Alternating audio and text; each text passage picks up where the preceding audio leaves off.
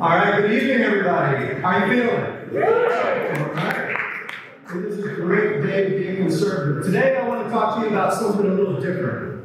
I want to talk to you about something a little unexpected, maybe that you may not be thinking about. I'd like to talk to you today about a wall. I'd like to talk to you about a big, beautiful wall. A tall wall, a strong wall, it says a thick wall. This wall is impenetrable, folks. It's not Trump's wall, though. I'm not going to talk about that one. It's a different wall, thousands of years ago. Thousands of years ago. I'm going to take you back to whenever you were a little kid, and you were sitting inside of a little classroom in Sunday school. And you're sitting in an uncomfortable little chair and you're learning your Bible stories. Remember that? Remember the wall I'm talking about? What am I talking about?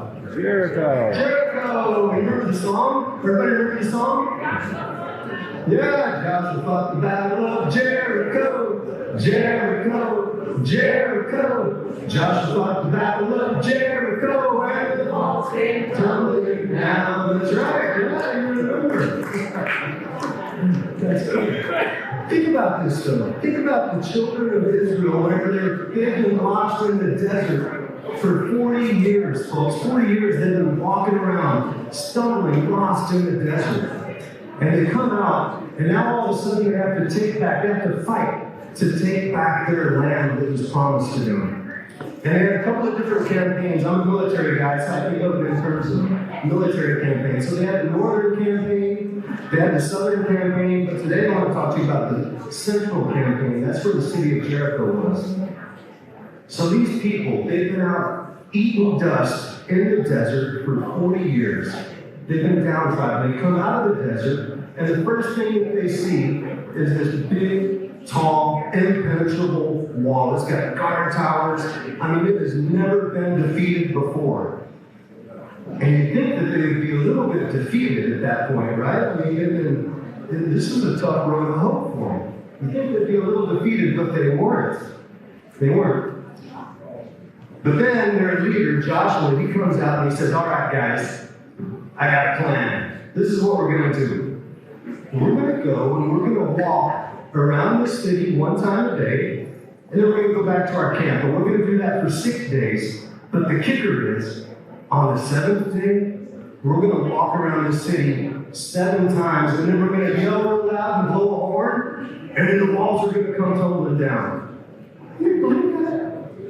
Like, they must have been thinking, this guy's smoking some of the Governor Inslee's weed or something. I don't know. You know, I don't know what he's thinking. He's crazy.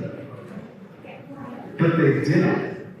They took that first step on the first day. They took off, and they took that first step, and then they took that second step, and they were obedient to their leadership. And they made their trek around the first day. And then they did it the second day, and the third day, and the fourth day. And then on the 7th day, on that 7th revolution around, they let out a mighty yell, and they let their voices be heard. And you know what happened? The walls came down. The walls came down. We're facing a very similar wall like that today. But the wall that we conservatives face today is not made of stones and mortar. It's not man-made. It's a wall built upon a philosophy. And the philosophy upon which it's built is called progressivism. And it seems, especially in our state, this wall of progressivism that we face, it seems insurmountable at times. It's been standing tall for a long time. And it just doesn't seem like there's any way that we can defeat it.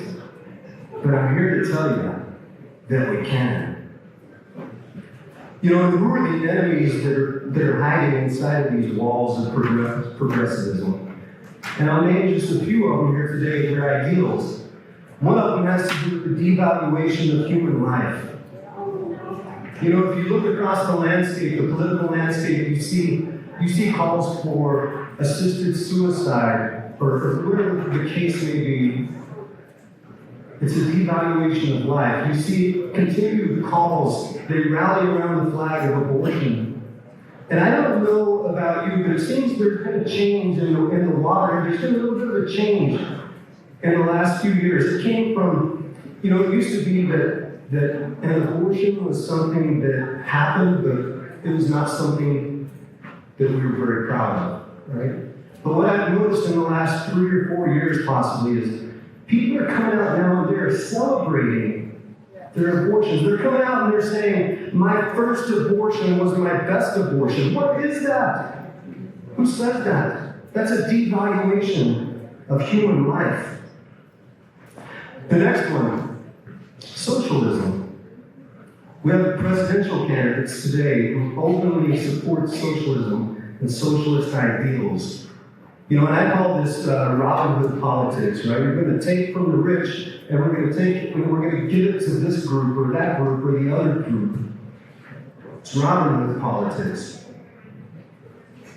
We've got a senator in West Seattle who this next session, he's going to be introducing a bill called Uniform Basic Income. So what is uniform? Everybody gets a paycheck no matter what you do. What is that? How does that fit within our American system of capitalism? Another one has to do with the family unit. A devaluation of the family unit. That's an ideal that's hiding inside of progressivism. This devaluation comes in many forms. It comes in the form of, we heard just last week, I think it was, a call for a 10-hour school day, right? It's a strategic way of separating parents from children. It's a strategic act. It used to be that we had K-12 education, right? Now what we have is a push for birth to 25. They want access to your child. They want the state to become caretakers and to become the educators of your child rather than the parents. Take a look at pop culture for a little bit. Oh, and this one, comprehensive sex ed, right? We just had that fight in Olympia. They want to start teaching, they want the state to determine when your children learn what and at what age, rather than that being a parent's decision and a parent's right. Then we look at things like pop culture. You know, when was the last time you saw a TV show that had a father figure that was more like Ward Cleaver and less like Homer Simpson? Right? It's a strategic move here, folks.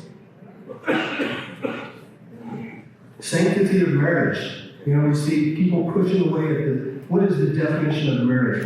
What truly is marriage? And at a certain point, we're going to water down the definition of marriage to a point to where it becomes meaningless. But we believe that the family is the basic unit upon which our society is built, right?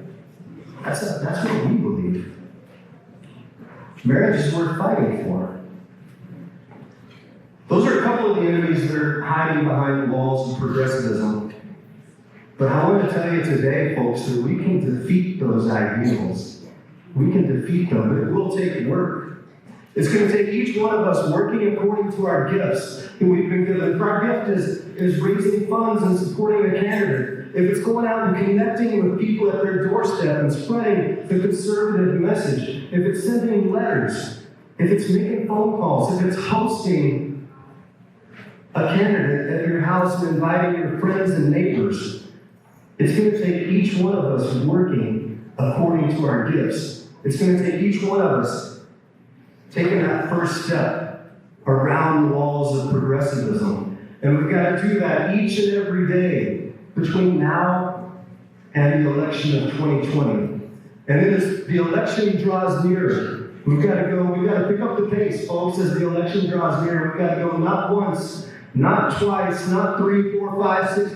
We've got to go 7 times around those walls of progressivism. We've got to work and pick up the pace. And whenever we drop our ballots on election day in 2020, we'll yell with a mighty yell, and the walls of progressivism will fall, folks.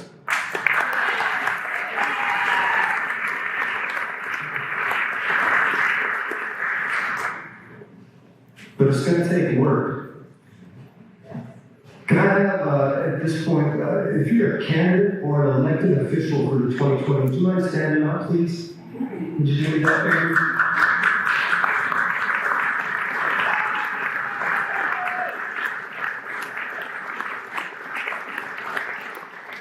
Folks, these are the warriors. They are making their trek around the walls of progressivism. They are stepping. My challenge to you today is, will you join us on this trek to defeat progressive ideals and to defeat them in the 2020 election? Will you join us? Yeah.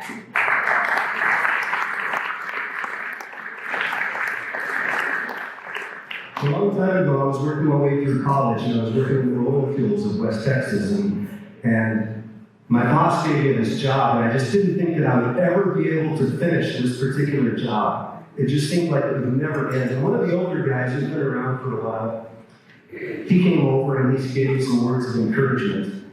And in only the way that someone from the South could do, he said, "Son, it ain't nothing for a stepper."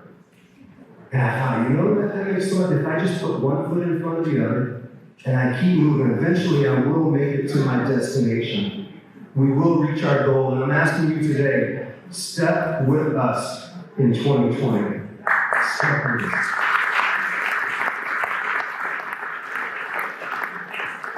Thank you very much for being here tonight. Thank you for listening. May God bless each and every one of you, and may we have victory in 2020. Thank you.